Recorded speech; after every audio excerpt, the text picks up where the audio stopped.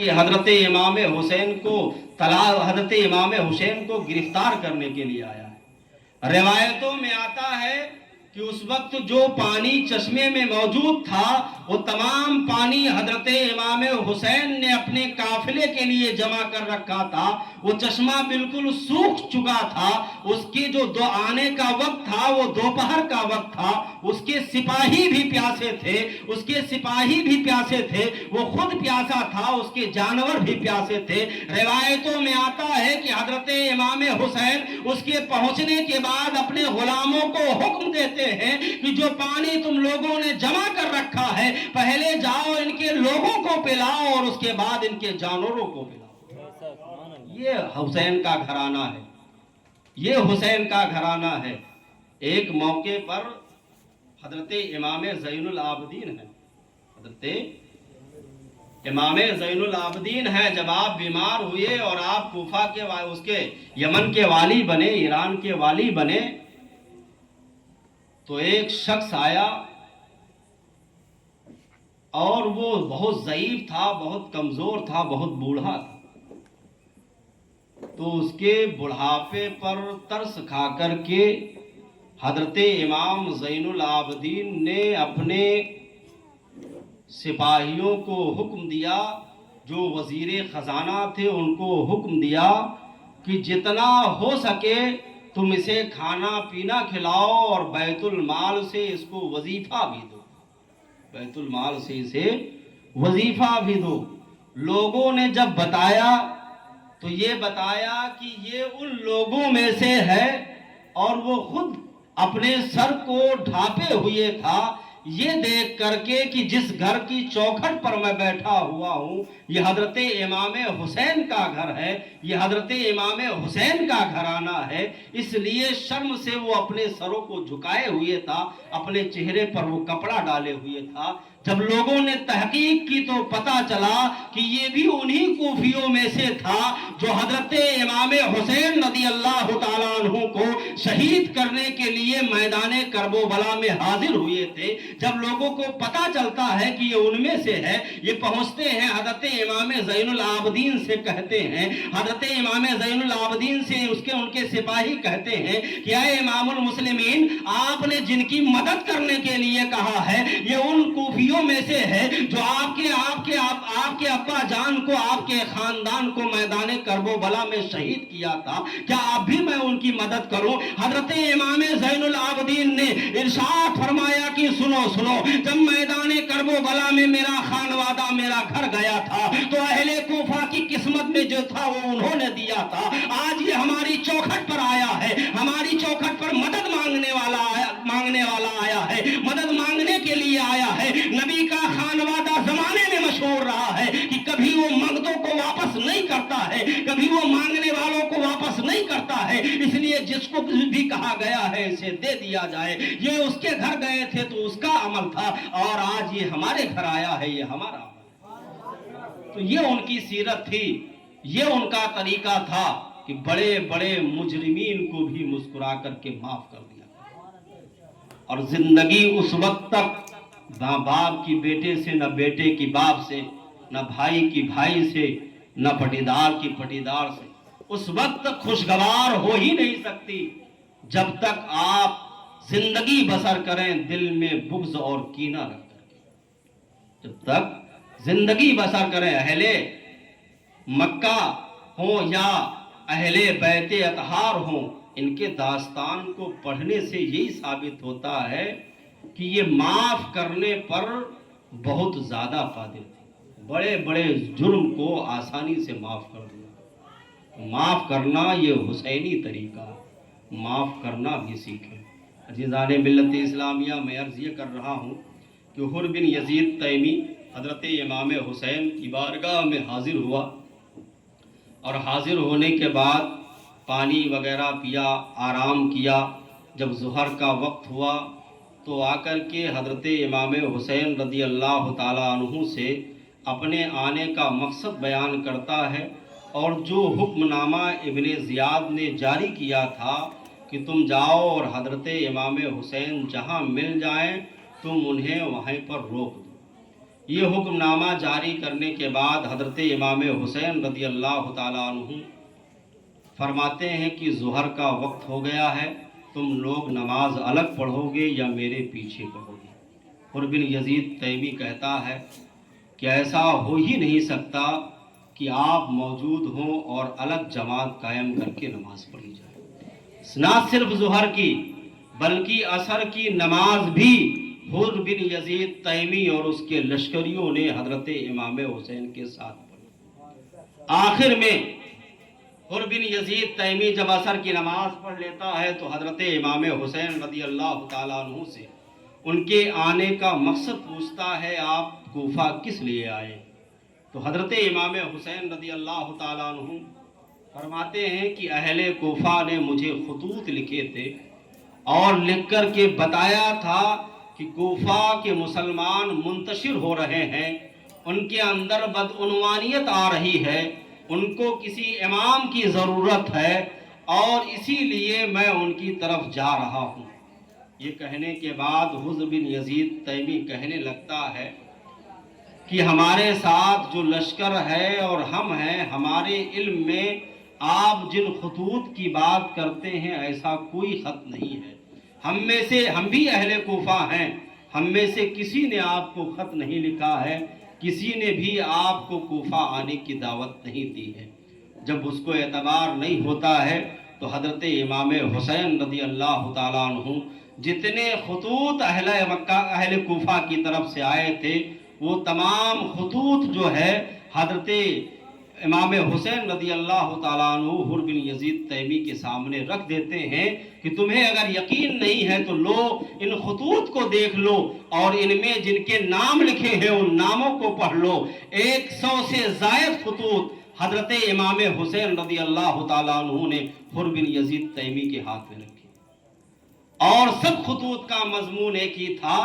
کہ آپ اگر تشریف نہیں لائیں گے تو اسلامی احکامات پامال ہو جائیں گے، ان پر عمل کرنے والے بہت کم ہوں گے۔ یہ سب گفتگو ہونے کے بعد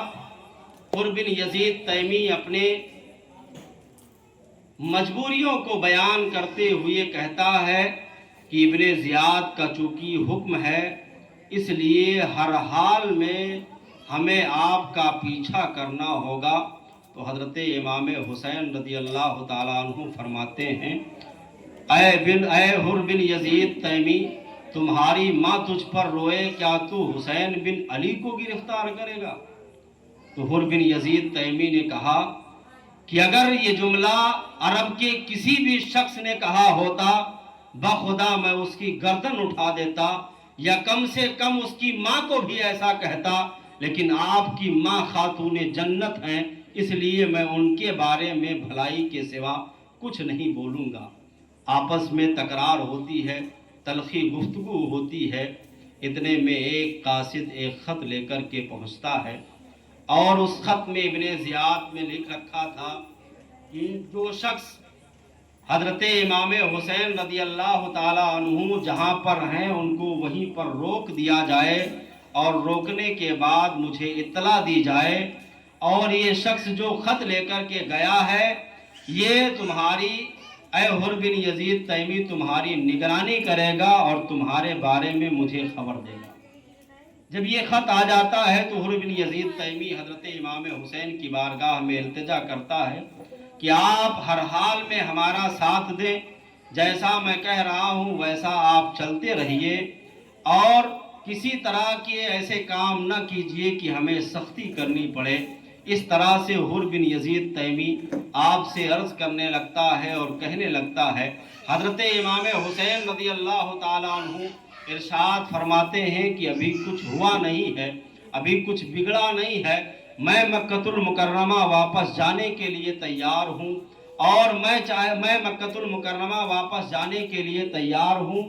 اور اس کے ساتھ ساتھ جتنے بھی امور ہیں ان تمام امور میں بیٹھ کر کے بات کی جا سکتی ہے۔ لیکن حر بن یزید تیمی نے کہا کہ اگر میں آپ کو روکتا نہیں ہوں، یہ مقام جہاں پر اس وقت آپ پہنچے تھے یہ مقام نینوا تھا جو کرب و بلا سے کچھ ہی دوری پر تھا۔ جب اس مقام پر پہنچتے ہیں تو آگے آ کر کے آپ کا راستہ روک دیتا ہے، جب مدینہ کی طرف بڑھتے ہیں تو مدینہ کا راستہ بھی روک دیتا ہے اور کہتا ہے کہ نہ تو ہم آپ کو ڈائریکٹ ابن زیاد کے پاس جانے دیں گے اور نہ ہی دمشق یزید کے پاس جانے دیں گے اور نہ ہی مدینہ کی طرف جانے دیں گے، آپ کو اسی نینوا کے مقام پر رکنا ہوگا۔ عزیزان ملت اسلامیہ، وہاں وہ روک دیتا ہے اور روکنے کے بعد جو مقام نینوا میں روکتا ہے اس کے آگے ایک چٹیل میدان تھا، اس چٹیل میدان میں روکنے کے بعد اپنے قاصد کو بھیجتا ہے کہ ابن زیاد سے جا کر کے کہہ دو کہ حضرت امام حسین کا پورا قافلہ مقام نینوا کے قریب، مقام کرب و بلا کے قریب روک دیا گیا ہے۔ حضرت امام حسین رضی اللہ تعالیٰ عنہ جب یہ سنتے ہیں کہ اس مقام کا نام، اس جگہ کا نام کرب و بلا ہے، تو آپ کے منہ سے بے اختیاری طور پر یہ الفاظ جاری ہو جاتے ہیں، ہادہ موضع کرب و بلائن، ہادہ موضع کرب و بلائن ومناخ رکابنا ومحط رحالنا ومقتل رجالنا، کہ یہ مقام کرب و بلا ہے، یہ ہمارے قجاؤں کے رکنے کا وقت ہے، ہمارے قافلوں کے رکنے کا وقت ہے، ہمارے سواریوں کے بیٹھنے کا وقت ہے اور ہمارے لوگوں کے قتل کا وقت ہے۔ عزیزان ملت اسلامیہ، جب آپ اس مقام کرب و بلا میں پہنچتے ہیں، آپ رکنا نہیں چاہتے ہیں، سامنے ایک بستی تھی، اس بستی کی طرف بڑھنا چاہتے ہیں، لیکن چاروں ناچار بن یزید تیمی اپنے لشکریوں کو لگا کر کے آپ کو وہیں پر روک دیتا ہے اور کہتا ہے کہ فرات یہیں پر قریب ہے، یہاں آپ کو پانی اور دوسری چیزیں مل سکتی ہیں، اس لیے اب آپ کو یہیں ٹھہرنا ہوگا۔ اور یہ لکھ کر کے یہ پیغام جو ہے ابن زیاد کو بھیج دیتا ہے کہ حضرت امام حسین رضی اللہ تعالیٰ عنہ کو فلاں جگہ پر روک دیا گیا ہے۔ جب یہ خط حضرت امام حسین رضی اللہ تعالیٰ عنہ کا مقام کرب و بلا میں پہنچنے کا خط ابن زیاد کو ملتا ہے، تو ابن زیاد اپنے ایک بہت بڑے مجرد آزما، بہت بڑے جنگجو، جس کو ایران میں جو بغاوت ہو گئی تھی، اس بغاوت کو ختم کرنے کے لیے عمر ابن سعد کو متعین کیا تھا کہ عمر ابن سعد اگر جا کر کے ایران کی بغاوت کو ختم کر دے گا تو رے ایک شہر تھا، اس رے جو شہر تھا وہ بہت مالدار شہر تھا، اس کی حکومت عمر بن سعد کو دے دی جائے گی۔ اس عہد پر کہا کہ تم جاؤ اور ایران میں جو جن لوگوں نے بغاوت کی ہے، جب تم ان کا سر کچل دو گے تو تمہیں اس کے بدلے میں رے کی حکومت دے دی جائے گی۔ اتنا ابھی کہنا تھا کہ اپنے 4000 کے چنندہ لشکر کو لے کر کے رے کی طرف روانہ ہوا تھا، اتنے میں ابن زیاد کا پھر سے خط جاری ہوا اور اپنے سوار کو دوڑایا اور لکھا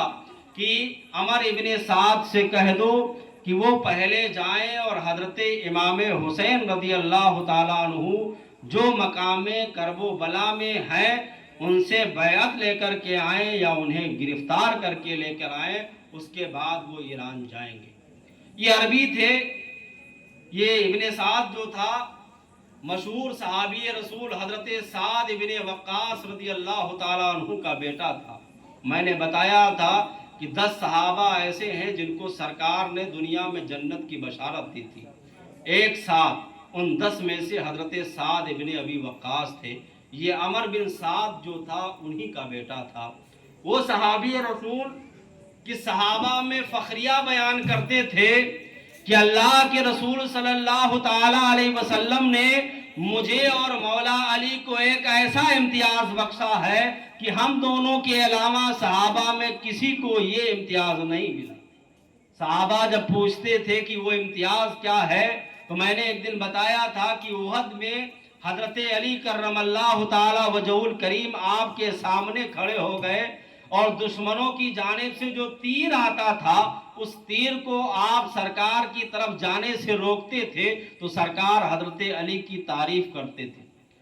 حضرت سعد بن ابی وقاص رضی اللہ تعالیٰ عنہ بیان کرتے ہیں کہ اسی احد کے مقام پر जब सरकार को दुश्मनों ने घेर लिया तो सामने हजरत अली करमल्लाहु ताला वजहुल करीम अपने तलवार से दुश्मनों का वार रोक रहे थे। सरकार के बगल में खड़ा मैं, और जो सरकार पर तीरों की बारिश हो रही थी, तलवार का वार हजरत अली रोक रहे थे, तीरों के वार को मैं रोक रहा था। जब जब कोई तीर सरकार की तरफ आता तो मैं उसे अपने ढाल पर रोकता, अगर ढाल से न रोक पाता तलवार से रोकता, तलवार से न रोक पाता तो अपने जिस्म को हाजिर कर देता, लेकिन नबी के जिस्म मुबारक पर कोई तीर लगने नहीं देता। जब तीर आकर के मेरे ढाल पर लगती, मेरे तलवार पर लगती, मेरे जिस्म पर लगती, तो सरकार एक जुमला इरशाद फरमाते कि तमाम सहाबा का दस्तूर है कि सरकार की बारगाह में जब कोई बात कहते हैं तो सबसे पहले वो कहते थे फिदा का अभी व उम्मी, मेरे माँ बाप है नबी, मेरे माँ बाप आप पर कुर्बान। ये तमाम सहाबा का दस्तूर था कि सरकार से कुछ कहने से पहले ये कहा करते थे। लेकिन मैं और अली वो खुशनसीब इंसान हूँ, मैं सहाबा में वो इतना खुशनसीब इंसान हूँ कि जब मैं सरकार से तीरों के वार को रोक रहा था तो सरकारे दो आलम सल्लल्लाहु ताला अलैहि वसल्लम जितनी बार मैं रोकता उतनी बार सरकार फरमाते ऐ साद इब्न अबी वक्कास फिदा का अबी व उम्मी, सरकार मेरे लिए फरमा रहे हैं, पूरी दुनिया सरकार के लिए फरमा रही है, मेरे माँ बाप आप पर कुर्बान, लेकिन मैं वो खुशनसीब हूँ कि सरकार मेरे लिए फरमा रहे हैं कि मेरे माँ बाप आप पर। वो साद इब्न अबी वक्कास का बेटा बदबख्त अमर इब्न साद कहता है हजरत इमाम हुसैन रदी अल्लाह ताला अन्हु के मरातिब को जानता था, आपके अफजलियत व फजीलत को जानता था। पहले वो इनकार करता है कि आप इस काम पर किसी और को लगा दें, हमें इस मुहिम पर ना भेजें। लेकिन इब्न ज़ियाद कहता है कि अगर तुम नहीं जाओगे तो तुम्हें रय की हुकूमत से दस्तबरदार होना पड़ेगा। दुनिया की मोहब्बत उसकी नज़र में गालिब थी, इसलिए उसने फौरी तौर पर जब ये देखा कि मुझसे सल्तनत छिन जाएगी, वो फौरी तौर पर तैयार हो गया और उसी ताज़ा दम लश्कर के साथ, उसी ताज़ा दम लश्कर के 4000 के लश्कर के साथ वो हजरत इमाम हुसैन की तरफ मकाम करबला में हाजिर हुआ। और हाजिर होने के बाद हुर बिन यजीद तैमी खुद 1000 का लश्कर गया था और ये जो है 4000 और लेकर के गया। और रिवायतों में ये आता है कि इब्ने ज़ियाद दिन ब दिन ताज़ा दम अहले कूफा से चुनिंदा चुनिंदा सिपाहियों को भेजता रहा और मैदाने जंगे करबो बला से पहले पहले जिनकी तादाद थी 22,000 से भी ज़्यादा, कितनी 22,000 मैदान 10 मुहर्रमुल हराम से पहले पहले मैदाने करबो बला में 22,000 से ज़्यादा लोग हजरत इमाम हुसैन के खिलाफ जमा हुए। अब आप देखिए कि ताकत और डर किसको कहते हैं। मैंने अर्ज किया कि सही तर रिवायत के मुताबिक हजरत इमाम हुसैन के साथ जो मैदान करबो बला में पहुँचे थे उनकी टोटल तादाद 82 की थी। कितनी थी? 82 की थी। ये 82 लोग सिर्फ पहुँचे थे और इन 82 लोगों का खौफ और डर इब्ने ज़ियाद के जहन में इतना ज़्यादा बढ़ गया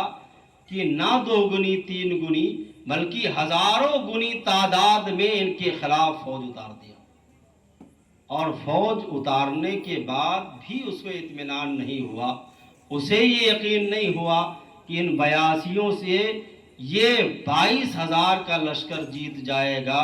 इसलिए रिवायतों में आया है कि 3 दिन पहले खाना तो उनके पास कुछ था ही नहीं, पानी फुरात से पीते थे, वो भी बंद कर दिया। और ये कहा कि अगर ये ताज़ा दम रहेंगे तो इनको हराना आसान नहीं होगा। अजीज़ाने मिल्लत इस्लामिया, इब्ने साद का यहाँ पहुँचना होता है। हज़रत इमाम हुसैन रदी अल्लाह ताला अन्हु जब ये देखते हैं कि इब्ने साद आया है तो आप उससे मिलने के लिए एक साहब अपने कासिद को भेजते हैं कि जाओ और इब्ने साद से कह दो کہ میں ملاقات کرنا چاہتا ہوں، اور 20 آدمیوں کے اپنے ساتھ حضرت امام حسین رضی اللہ تعالیٰ عنہ لیتے ہیں، اور ادھر سے اپنے قافلے سے ابن سعد بھی کچھ جوانوں کو لے کر کے آتا ہے۔ حضرت امام حسین اور ابن سعد کی ملاقات ہوتی ہے۔ ابن سعد کہتا ہے کہ آپ کو میدان کرب و بلا میں آنے کی وجہ کیا ہے، کس لیے آپ آئے ہیں؟ اس سے بھی وہی باتیں بیان کرتے ہیں کہ ہمارے اہل کوفہ نے خط لکھا تھا، اس لیے آنا ہوا ہے۔ ابن سعد یہ کہتا ہے کہ اب آپ کے پاس واپسی کا کوئی راستہ نہیں ہے۔ حضرت امام حسین رضی اللہ تعالیٰ عنہ ابھی بھی صلح اور سمجھوتا کی بات کرتے ہیں، اور ارشاد فرماتے ہیں کہ میری 3 باتوں میں سے کسی بات کو مان لیا جائے، مجھے واپس کسی ایسے علاقے میں بھیج دیا جائے جہاں پر یزید اور اس کے سپاہی نہ ہوں، میں وہیں رہ کر کے اپنی زندگی بسر کر لوں گا۔ دوسری شرط یہ ہے کہ مجھے سیدھا یزید کے پاس لے جایا جائے، ادھر ادھر نہ رکھا جائے۔ تیسرے یہ کہ مجھے کوئی قصبہ، کوئی کنبہ دے دیا جائے، کوئی ندی کا کنارہ دے دیا جائے، اور ہم وہی زندگی بسر کر لیں گے، یا ہمیں پھر مدینہ کی طرف واپس جانے دیا جائے۔ یہ 3 شرطیں حضرت امام حسین رضی اللہ تعالیٰ عنہ ابن سعد سے رکھتے ہیں۔ ابن سعد جب ان باتوں میں غور و فکر کرتا ہے تو غور و فکر کرنے کے بعد اسے یہ بات مناسب لگتی ہے کہ حضرت امام حسین رضی اللہ تعالیٰ عنہ کا ارادہ کوئی جنگ کا ارادہ نہیں ہے، اس لیے اب مسلمانوں کا آپس میں جو جنگ ہونی ہے وہ جنگ رک جائے گی۔ اور یہ کہہ کر کے حضرت امام حسین کے ان 3 مانگوں کو لکھ کر کے اور وہ روانہ کرتا ہے کہ اسے ابن زیاد کے پاس لے جاؤ۔ ساتھ ہی بھی لکھتا ہے کہ میں آپ کے جواب کا منتظر رہوں گا۔ عزیزان ملت اسلامیہ، جب ابن زیاد کے پاس یہ خط پہنچتا ہے جس میں ابن سعد نے بہت اچھے مشورے لکھے تھے، اور جنگ و جدال کی جتنی صورتیں تھیں ان تمام صورتوں کا خاتمہ ہوتا نظر آ رہا تھا، ہر طرف سے ہر ایک کی عزت پامال ہونے سے بچ رہی تھی، ایک مسلمان دوسرے مسلمان کے خلاف آنے سے بچ رہا تھا۔ جو شرطیں حضرت امام حسین رضی اللہ تعالیٰ عنہ نے رکھی تھی، تو جن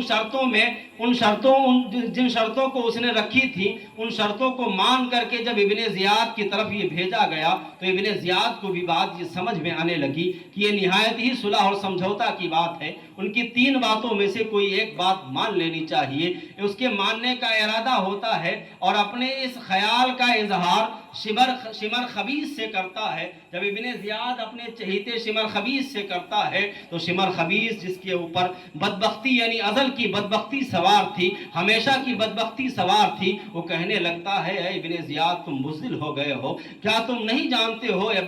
کیا تم یزید کے غصے کو نہیں جانتے ہو؟ اگر وہ صلح اور سمجھوتا کی بات سنے گا سب سے پہلے تمہیں قتل کرے گا، تمہیں تمہارے عہدے سے ہٹا دے گا، تمہیں تمہارے عہدے سے نکال دیا جائے گا۔ تم بزدل ہو گئے ہو، اتنی نرمی اور مروت کیوں کر رہے ہو؟ تم سے یزید نے جتنا کہہ کر کے بھیجا ہے، تم کو گورنر اسی شرط پر بنایا گیا ہے کہ حضرت امام حسین کی بیعت لے کر کے آؤ یا انہیں قتل کر کے لے کے آؤ۔ تم تیسری جانب کیسے جا سکتے ہو؟ تم امیر المومنین یزید کے خلاف کیسے جا سکتے ہو؟ شمر لعیب کی یہ تقریر ہونی ہوتی ہے کہ اب ابن زیاد کا دل بدل جاتا ہے، اور وہ کہتا ہے کہ اے سمر، تو نے بہتر مشورہ دیا ہے، تو نے بہتر مشورہ دیا ہے۔ حضرت امام حسین کی مدد کرنے میں تو پوری دنیا گواہ دینی ہے۔ عزیزان ملت اسلامیہ، کہتے ہیں کہ جب دنیا غالب آ جائے تو دل سیاہ ہو جاتا ہے، دل کے سیاہی میں دنیا نور کی روشنی نظر نہیں آتی ہے۔ اس کا دل بھی بالکل سیاہ ہو چکا تھا، اور اتنے بہترین مشورے کو ٹھکرا دیتا ہے۔ فوری طور پر وہ خط کا جواب لکھتا ہے اور شمر خبیث کے حوالے کرتا ہے۔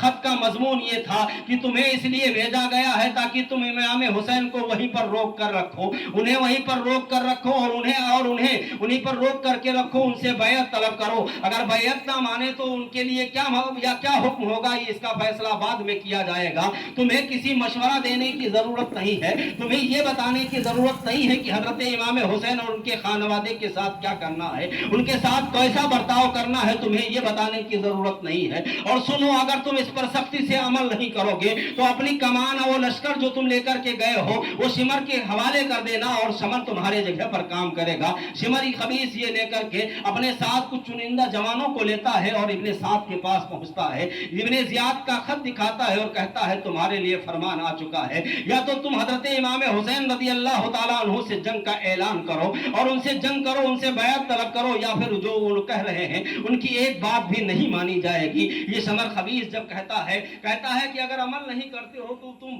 جو کچھ بھی ہے وہ میرے حوالے کرو اور تم دستبردار ہو جاؤ، تم چلے جاؤ۔ حضرت امام حسین ان کے خانوادے کے ساتھ کیا کرنا ہے یہ ہمارا اور ابن زیاد کا معاملہ ہوگا، اور اب دنیا غالب آ جاتی ہے۔ ابن سعد کہتا ہے تم نے یہ کیسے سوچ لیا کہ میں جو ابن زیاد کہے گا نہیں کروں گا، میں بالکل کروں گا، تم ایک سپاہی کی حیثیت سے یہاں رہو، میں ہی حاکم رہوں گا۔ ابن سعد کا یہ کہنا ہوتا ہے کہ جنگ کا نقارہ بجا دیا جاتا ہے، اور جب یہ دیکھا جاتا ہے تو کئی دنوں پہلے جو ہے میدان کربلا میں تقریباً 3 دن پہلے ان کا پانی بند کر دیا جاتا ہے۔ جنگ کا نقارہ بجتے ہی حضرت زینب حضرت امام حسین سے عرض کرتی ہیں ایسا لگتا ہے کہ جیسے فوج ہم سے لڑنے کے لیے قریب آ گئی ہے۔ حضرت امام حسین رضی اللہ تعالیٰ عنہ عصر کی نماز پڑھ کر کے بیٹھے ہوئے تھے، ابھی بیٹھے ہی تھے، ذرا سی آنکھ لگی تھی، تب تک گھوڑوں کی ٹاپوں کی آوازیں سنائی دیتی ہیں۔ حضرت عباس رضی اللہ تعالیٰ عنہ کو بلاتے ہیں اور کہتے ہیں کہ اگر ابن سعد کا لشکر لڑنے کے لیے آیا ہے تو اس سے کہہ دینا کہ آج کی رات کی مہلت دے دے، ہم اللہ کی بارگاہ میں عبادتیں کرنا چاہیں گے۔ عزیزان ملت اسلامیہ، اس طرح سے 9ویں محرم الحرام 61 ہجری میں یہ واقعہ پیش آتا ہے کہ ایک طرف 72 نفوس قدسیہ ہیں، ایک طرف 82 نفوس قدسیہ ہیں، اور ان کے سامنے 22,000 کا لشکر جرار ہے۔ ایک طرف ایسے لوگ ہیں جو نبی کے چہیتے ہیں، کسی کے بارے میں نبی نے یہ کہا ہے کہ میرے جسم کا ٹکڑا ہے، تو کسی کے بارے میں یہ کہا ہے کہ میرا چہیتا ہے، کسی کے بارے میں نبی نے یہ فرمایا ہے کہ یہ جنتی جوانوں کا سردار ہے، تو کسی کے بارے میں یہ کہا ہے کہ یہ میرے جوانوں کی ماں ہے۔ عزیزان ملت اسلامیہ، ایک طرف یہ ہے اور ایک طرف 22,000 کا لشکر جرار ہے جو اسی نبی کا کلمہ پڑھتے ہیں، جن کے یہ لوگ نواسے ہیں، جو انہی کے نبی کے دین پر ہیں، جن کے یہ نواسے ہیں، جو انہی کے کلمہ طیبہ کا ورد کرنے والے ہیں، انہی کے احکام پر عمل کرنے والے ہیں، انہی کے بتائے ہوئے راستے پر عمل کرنے والے ہیں۔ عزیزان ملت اسلامیہ، ان تمام چیزوں سے یہ بات الگ ہو جاتی ہے کہ زبان سے ایمان کا دعویٰ کرنا یہ الگ ہے اور دل سے کسی چیز کو تسلیم کرنا یہ الگ ہے۔ حضرت امام حسین کے ساتھ جو ہیں وہ دل سے زبان سے اقرار کرنے کے ساتھ ساتھ انہوں نے ان کی عظمت کو دل سے بھی مانا ہے، اور ادھر جو ہے انہوں نے زبان سے اقرار تو کیا ہے لیکن کلمہ طیبہ کو دل سے نہیں مانا۔ عزیزان ملت اسلامیہ، ایک آخری بات کہہ کر کے میں رخصت ہو جاؤں گا کہ آج طالب علمی کی بنیاد پر بہت اہم اور بہت ضروری بات میں کہنے جا رہا ہوں۔ حضرت امام حسین رضی اللہ تعالیٰ عنہ نے جب یہ دیکھا کہ جنگ قریب آ چکی ہے، عصر کا وقت ہے اور ابن سعد جو ہے بغیر جنگ کیے ہوئے نہیں مانے گا، تو حضرت عباس رضی اللہ تعالیٰ عنہ کو بھیجتے ہیں اور کہتے ہیں کہ جاؤ اور ان سے کہہ دو کہ ہمیں ایک رات کی مہلت دے دیں، اس رات میں عبادت کروں گا۔ آپ سب یہ جانتے ہیں اور سب جو ہے بچپن سے اپنے بچپن ہی سے حضرت امام حسین کا نعرہ لگاتے آ رہے ہیں، حضرت امام حسین سے سچی محبت کا دعویٰ کرتے آ رہے ہیں۔ آپ ہمیں بتائیے کہ 9ویں محرم کی رات ہمارے سماج اور معاشرے میں قرآن کی تعلیم ہو یا حدیث کی تعلیم ہو، یہ ہم تک کیسے پہنچی؟ کسی بزرگ کے بتانے سے؟ ظاہر سی بات ہے ہمارا زمانہ سرکار کا زمانہ، دونوں کا زمانے میں 1400 سال کا فاصلہ۔ سرکار نے کیا فرمایا ہم نے اپنی کانوں سے نہیں سنا، ہم سے پہلے جو لوگ تھے ان لوگوں نے بھی نہیں سنا، ان سے پہلے تھے ان لوگوں نے بھی نہیں سنا، صرف 1 صدی کے لوگوں نے سنا، جن کو ہم صحابہ کہتے ہیں۔ انہی صحابہ کے ذریعے سے وہ باتیں ہم تک پہنچی، ہم ایمان لائے تو ہم نے ان باتوں کو مانا۔ اب آپ خود، ہم نے نماز کو نہیں مانا، حدیثوں میں آیا، قرآن میں آیا، بزرگان دین نے کر کے دکھایا، نبی کے گھر والوں نے کر کے دکھایا، لیکن جیسے ماننا تھا ہم نے نہیں مانا۔ زکوٰۃ کو ہم نے نہیں مانا، किताब कुरान में लिखा है, हदीस में लिखा है, तरह तरह की बड़ी किताबों में लिखा है। हज को हमने नहीं माना, इस्तिताअत होने के बावजूद भी हमने नहीं किया। यानी मेरे कहने का मतलब ये है कि इतनी बात आपको क्यों समझ में नहीं आ रही है कि जितने अहकाम अल्लाह ने आप पर फर्ज फरमाए थे, अपने नबी और उन पर किताबों के जरिए से आप पर वाज़े फरमा दिया। जो चीजें आप नबी मुहर्रम की रात में करते हो, कोई किताब ऐसी है जिसमें लिखा है कि हज़रत इमाम हुसैन ने किया हो? कोई ऐसी सनद है आपके पास जिसमें ये लिखा हो कि हजरत अब्बास ने ऐसा किया हो, हजरत अब्बास ने ढोल बजाया हो, हजरत अब्बास ने ये किया हो, हजरत अब्बास ने ये किया हो? जैसे तमाम मरासिम आपके कुरान हदीस और किताबों में लिख करके आपने पहुंचे, आपने उन्हें माना, जितना हो सका उतना माना, तो फिर ये आप कैसे मान गए जो किसी किताब में लिखा ही नहीं है, जो कहीं पर पढ़ा ही नहीं गया? ये जरूर किसी की साजिश है, वही उसी की साजिश है जो आपके ईमान का दुश्मन है,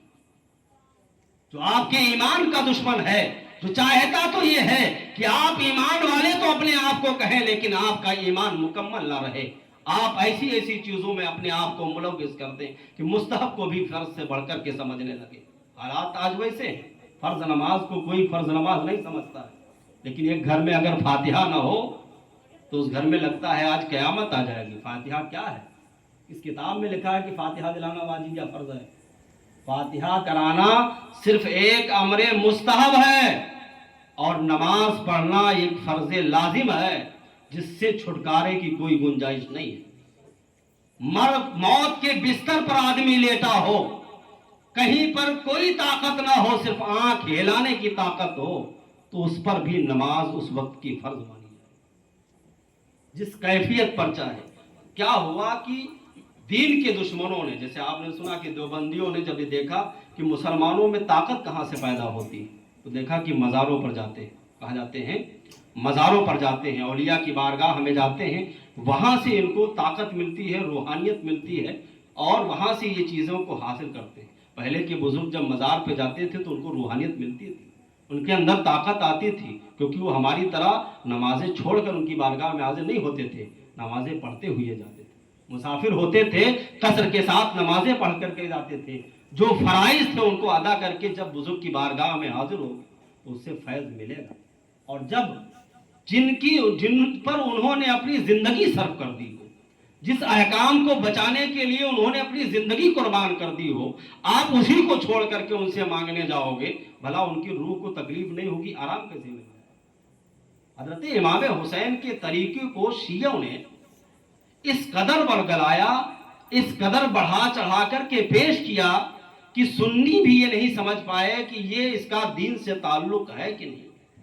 और ऐसी ऐसी बेजा रसूमात, बेजा चीजें हम में राइज हो गई, जिनका तस्वुर भी नहीं कर सकते। आज 7 मुहर्रमुल हराम है, और आप जाकर के अपने गोंडा में, दूसरे शहरों में देख लीजिए, शिया तो शिया हैं, सुन्नी अलम लिए हैं, उसमें सेब डाले हुए हैं। एक सर को जब तलवार के नेज़े पर डाल दीजिए तो वही कैफियत होती है जो सेब की तलवार में डालने के बाद होती है। अब आप इससे अंदाज़ा लगा लीजिए कि मैदान करबला में सर कटा किसका था, और जब सर कटा था तो नेज़े पर किसका सर काटा गया था और किसका टांगा गया था। आज जो नक्शा आप बना रहे हैं, किसकी बेहुरमती कर रहे हैं, किसकी बेहुरमती कर रहे हैं, किसकी इज्जत का जनाजा निकाल रहे हैं? ऐसी कोई तारीख नहीं है कि हजरत इमाम हुसैन या उनके रफ़का में से किसी ने जाकर के किसी के सर को अपने तलवार में बजाया हो। अगर तारीख में मिलता है तो सिर्फ इतना मिलता है कि उन यजीदियों ने, उन बदबख्तों ने, उन यजीदियों ने जब हजरत इमाम हुसैन के खानदान को शहीद कर लिया तो तरह तरह के नेज़ों पर, तलवारों पर उनके सरों को लटका करके अहले कूफा को दिखाया और ये बताया, ये यजीद का हुक्म था, इब्ने ज़ियाद का हुक्म था कि लोगों को पता चलना चाहिए कि जो यजीद के खिलाफ बैत करेगा उसका अंजाम यही होगा। किसके तरीके को आप अपना रहे हो? किसकी याद? चले थे हजरत इमाम हुसैन की याद मनाने, और मना किसकी रहे हो? यजीदियों की याद। हजरत इमाम हुसैन के इस सीरत को तो हमने कभी देखा ही नहीं। हजरत इमाम हुसैन कह रहे हैं अपने बच्चों से कि बेटा आज आखिरी रात है, कल मैदान करबला इसमें कायम हो जाएगी, कल यहाँ जंग होनी है। हजरत इमाम हुसैन का आप आमाल देखिए, اپنے گھر کے افراد کو بلاتے ہیں، اپنے گھر کے افراد کو بلاتے ہیں، سب نمازی ہیں، سب پرہیزگار ہیں، نبی کا خانوادہ اگر نمازی نہیں ہوگا تو نمازی کون ہوگا؟ سب نماز کی پابندی کرنے والے ہیں، لیکن حضرت امام حسین اپنے بچوں کو، اپنے بیویوں کو، اپنی عورتوں کو نصیحت کر رہے ہیں کہ کال کا دن جو ہوگا یہ قیامت کی طرح ہوگا، کون رہتا ہے کون نہیں رہتا ہے یہ کسی کو معلوم نہیں ہے، لیکن جس حال میں بھی رہنا دامان مصطفیٰ کو تھامے رہنا، قرآن کے احکام پر عمل کرتے رہنا۔ روایتوں میں آیا ہے کہ حضرت امام حسین نے اپنے صاحبزادیوں کو، جو ابھی بچی تھی، چھوٹی تھی، وہ چونکہ عاشورے کی رات تھی، مبارک رات تھی، اس لیے اس رات میں اپنے بچوں کو بلایا، اور بلانے کے بعد جن لوگوں کا قرآن شروع نہیں ہوا تھا ان کا قرآن سنایا، جن کو جو حدیث نہیں یاد آتی تھی ان کو حدیثوں کی اجازت عطا فرمائی، جن کو جو احکام نہیں آتے تھے وہ احکام سکھائے۔ یہ حضرت امام حسین کا طریقہ ہے 9 محرم کی رات، کہ آپ اپنے بچوں کو، اپنے خاندان کو بلا کر کے انہیں تعلیم دے رہے ہیں، دین اسلام کے بارے میں بتا رہے ہیں، اور اہمیت بتا رہے ہیں کہ دین اسلام کی جب بات آتی ہے تو دنیا کیا چیز ہے جان کی بھی کوئی ویلو نہیں ہے۔ اسلام میں جو احکام مرتب ہیں، جو اللہ تعالیٰ نے احکام فرض کیے ہیں، ہر حال میں ان کی پاسداری کرنا، ان پر عمل کرتے رہنا، ہم رہیں یا نہ رہیں۔ ان بچوں کو قرآن کی تعلیم دے رہے ہیں، جن کا قرآن نہیں شروع ہوا ہے ان کو شروع کروا رہے ہیں، اور روایتیں گواہ ہیں کہ پورے خانوادے حسین، چاہے آپ کے گھرانے کے ہوں یا آپ کے غلام ہوں یا آپ کے ہمسائے ہوں، آپ کے ساتھی ہوں، سب نے جو رات گزاری تھی وہ عبادت و نوافل میں گزاری تھی، ہماری طرح خرافات کر کے نہیں گزاری تھی۔ اگر آپ اپنے آپ کو سچے حسینی سمجھتے ہو تو حضرت امام حسین کے نام پر، حضرت امام حسین کے نام پر اگر تم کسی غریب کو کپڑا پہنا دو گے، حضرت امام حسین کے نام پر اگر کسی یتیم، کسی مسکین کی مدد کر دو گے تو یہ تمہاری سچی عقیدت ہوگی۔ حضرت امام حسین کے نام پر جب نویں شب آئے تو اپنے گھر میں قرآن کھول لو، اپنے بچوں سے بھی کہہ دو بیٹا قرآن پڑھ لو، قرآن بہت بابرکت کتاب ہے۔ یہ حضرت امام حسین کی سنت ہوگی۔ اگر حضرت امام حسین سے محبت کرتے ہو تو نویں شب جب آئے تو خود بھی کھڑے ہو جانا، اپنے گھر والوں کو، اپنے کنبے کو بھی کھڑا کر لینا، اور کہنا کم سے کم 4 ہی رکعت حضرت امام حسین کے نام پر نماز ہی پڑھ لی جائے، نوافل ہی پڑھ لی جائے۔ عزیزان ملت اسلامیہ، میرا دعویٰ ہے کہ حضرت امام حسین کی محبت کا جو آپ کا دعویٰ ہے اسی 4 رکعت پر پورا ہو جائے گا، کسی عمل کی حاجت نہیں ہوگی۔ یہ اسلام کی سچی تاریخ ہے، اس پر ہمیں اور آپ کو عمل کرنے کی ضرورت ہے، اور ہمیں اور آپ کے سوچنے کا مقام ہے کہ جب اس میں شہادتیں ہو رہی ہیں، لوگ اللہ تبارک و تعالیٰ انہیں مراتب عطا فرماتا ہے، تو یہ ڈھول تاسے آپ عبادت سمجھ کے بنائے جاتے ہیں۔ جتنے چرسی ہوتے ہیں، نشیڑی ہوتے ہیں، وہ سب ڈھول تاسے بجاتے ہیں۔ آپ دیکھ لیجئے جا کر کے 10 محرم کو 8 محرم کو نکلتا ہے تو اس میں دیکھیں کتنے دارو پیے ہوئے ہیں، کتنے ڈرگس لیے ہوئے ہیں، کتنے انجیکشن کھوسے ہیں جو وہ بناتے ہیں۔ اب آپ بتائیے کیا آپ ان کی چیزوں کو عبادت سمجھتے ہو جو نشے میں کر رہا ہے؟ آپ اس کو عبادت سمجھ بیٹھے، ڈھول اور ڈفلی بجانے کو عبادت سمجھ لیا، جو صرف ایک اعلان کا ذریعہ تھا، اور آپ نے مارا، شیعوں نے اس کو اس قدر آپ کو ورگلا۔ شیعہ کو دکھا دیجئے، جو کمیٹی صحیح ہے وہ ڈھول بجاتی ہو، آپ دکھا دیجئے کسی شیعہ کو۔ رواج انہی کا ہے لیکن خود نہیں کر رہے ہیں، صرف آپ کو بدنام کر رہے ہیں، آپ کو آپ کی محبت چھین رہے ہیں۔ اہل بیت کی جو سچی عقیدت ہے وہ آپ سے چھین رہا ہے۔ آپ جب ان تاریخ کو دیکھیں اور اعلیٰ مشن شیعوں کا جب دیکھیں، ان کی تاریخ کو جب آپ پڑھیں تو آپ کو اندازہ ہوگا کہ کن کن مشکلات میں شیعوں نے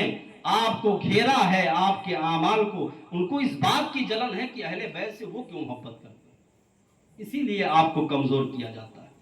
ایسا کیسے ہو سکتا ہے کہ ایک شخص اہل بیت سے محبت کرے اور صحابہ سے محبت کرے؟ یہی ان کے جلن کا سبب ہے۔ عزیزان ملت اسلامیہ، اگر تاریخ دیکھیں اور انٹرنیشنل طور پر دیکھا جائے تو آج بھی شیعہ اپنے آپ دیکھیے، نیٹ کی جو ویب سائٹ ہوتی ہے اس میں دیکھیے حضرت علی رضی اللہ تعالیٰ عنہ،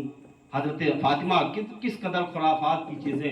لوگ پھیلا رہے ہیں، وہ شیعہ پھیلا رہے ہیں، یوٹیوب پر دیکھیے پھیلا رہے ہیں۔ اور ساتھ تو یہ ہے کہ ان کے روایتوں میں یہ آتا ہے کہ حضرت علی حضرت ابو بکر کو معاذ اللہ گالیاں دیتے